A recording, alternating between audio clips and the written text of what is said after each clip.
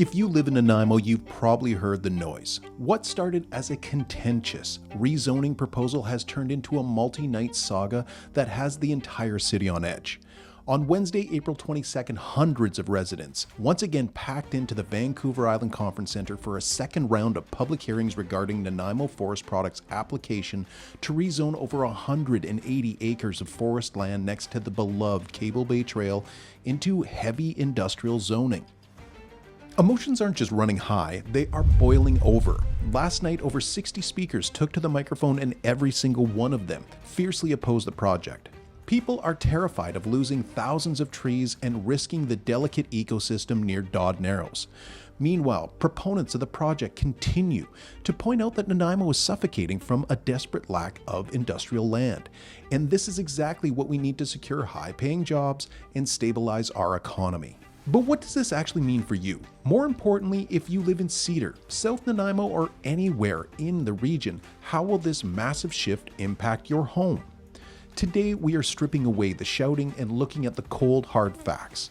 We'll cover both sides of the Cable Bay controversy, detail the explosive developments from the most recent meeting, and preview the upcoming April 30th continuation, and tell you exactly what this means for the future of real estate inside Nanaimo.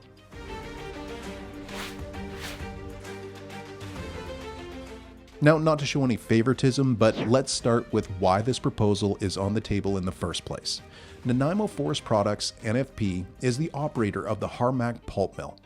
It is looking to rezone roughly 74 hectares of 950 Phoenix Way. Currently, this land is zoned rural resource. They want to change it to heavy industrial. Why?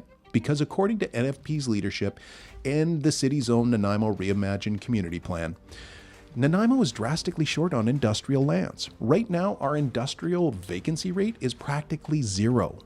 Proponents argue that this specific site makes perfect logistical sense. It's right next to the existing Harmac power plant and substation. It has immediate access to deep water port and rail line. And by placing industry here, you drastically reduce the carbon footprint of trucking materials long distances. Now, to appease concerns, Harmac has offered a compromise, an average 100-meter forested buffer along the western edge of the Cable Bay Trail.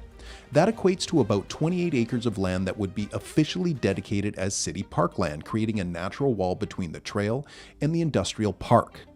For a city trying to grow its economy and provide stable career opportunities for its younger workers so they can actually afford to buy homes here, proponents say that this rezoning is a bitter pill we have to swallow to guarantee Nanaimo's future. But for the thousands of people that use this trail, that bitter pill is toxic. At the last meeting on April 22nd, the pushback was absolute. Of the 60-plus speakers who registered, every single one of them spoke against rezoning. Their concerns are deeply rooted in environmental preservation. Opponents point out that the 100-meter buffer is just an average, meaning that some areas could be much thinner, which couldn't be enough to block industrial noise, light, or air pollution. Furthermore, the sloping grade towards Cable Bay raises severe fears of toxic runoff. Multiple speakers explicitly referenced that the recent oil spill caused by a Duke Point area facility in January was a glaring example of what happens when heavy industry operates near our vulnerable shorelines. But beyond the environmental advocates, there is a massive legal and cultural hurdle that dropped right before the meeting. Chief Michael Wise of the Snuneymuxw First Nation stated that development on our treaty-protected site cannot proceed without free and prior informed consent. We will take whatever steps necessary to defend our rights, our lands, and our way of life. Now, the Snuneymuxw First Nation's powerful statement strongly advised the city not to breach their treaty rights.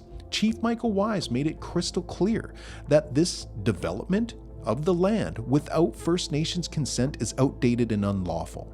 SFN members included Elder Lolly Good. She took to the mic to remind the council that they are proposing to pave over sacred lands. Now, for the opposition, you simply cannot put a price tag on untouched wilderness or Indigenous rights. They argue that Nanaimo's appeal is nature.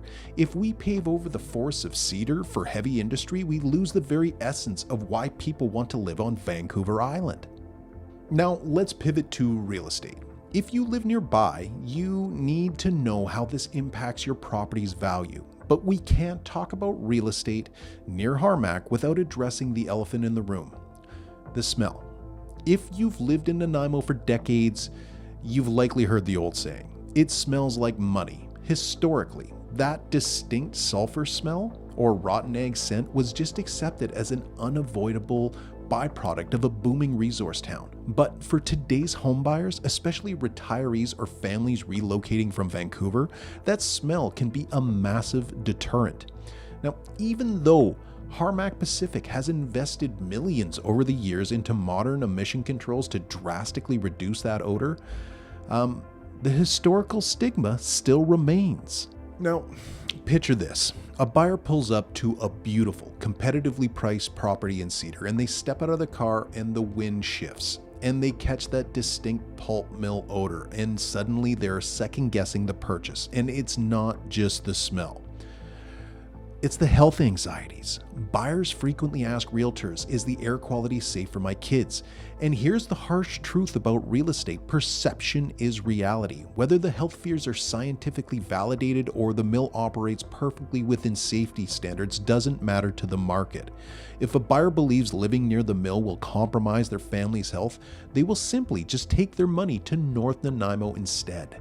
For local homeowners, the fear is that adding 180 acres of new heavy industry next door is only going to amplify those anxieties and push potential buyers further away.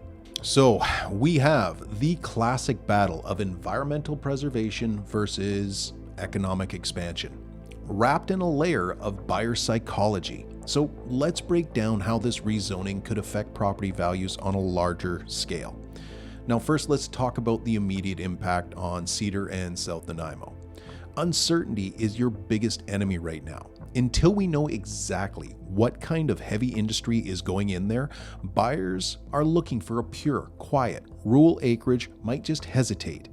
If the rezoning passes, properties directly adjacent to the industrial traffic routes might see a stagnation in value.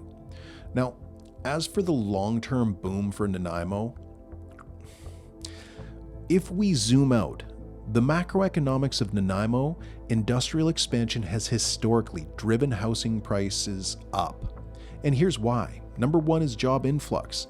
An industrial park brings hundreds of high-paying jobs. Those workers need a place to live. Shrinking inventory and driving prices up across the city. Now, second factor is tax relief. A heavy industrial commercial tax base pumps millions into the city's budget, and this means better infrastructure without the city having to drastically hike your residential property taxes. Now, if the city manages this correctly, restricting offensive uses like garbage incineration and creating clean industrial park, the negative impacts on nearby neighborhoods would be minimized, while the economic benefits could cause rising tide that lifts property values citywide. The Cable Bay rezoning application is a pivotal moment for our city.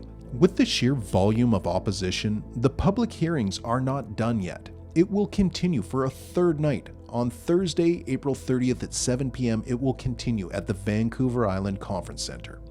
Now, whether the City Council rejects the proposal to protect the environment and honor the treaty rights, or it approves it to jumpstart our industrial economy, Nanaimo is changing. If you live in Cedar, South Nanaimo, or anywhere in the city, you cannot afford to ignore how these zoning changes alter your home's equity. Now, if you are thinking about selling your home in the next year, or you simply want to know how much equity you currently have given these potential market shifts, you need a strategy. Don't rely on automated online estimates that don't factor in local zoning battles or BC assessments for that matter. Reach out to me directly. My contact information is in the description down below. I offer completely free, no obligation property evaluations where we look at the data and discuss exactly how local events like the Cable Bay rezoning affect your specific street. And don't forget to tune in on April 30th and let your voice be heard. And let me know in the comments below, are you Team Save Cable Bay or are you Team Economic Expansion?